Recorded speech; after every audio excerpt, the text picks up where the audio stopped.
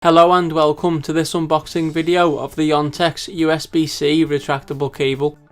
The cable comes in simple but well designed packaging. Opening the box, you are greeted with a card explaining on how to use the cable correctly to ensure that you do not damage the cable when in use.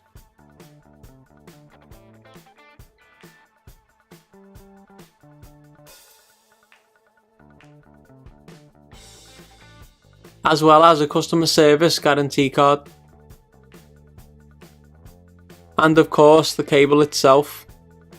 The cable itself feels fairly high quality, although the casing and mechanism do feel a little cheap as they are made from plastic.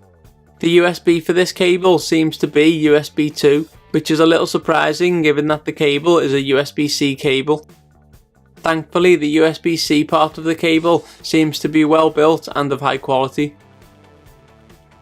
The selling point of this cable is that it is a retractable cable, making it ideal to take with you on the go without having to untangle a cable when you need to use it. I will be posting a full review on this cable and how well the retractable mechanism works, so make sure to subscribe and click the bell icon so that you don't miss a video. This has been my unboxing video of the Yontex USB-C retractable cable.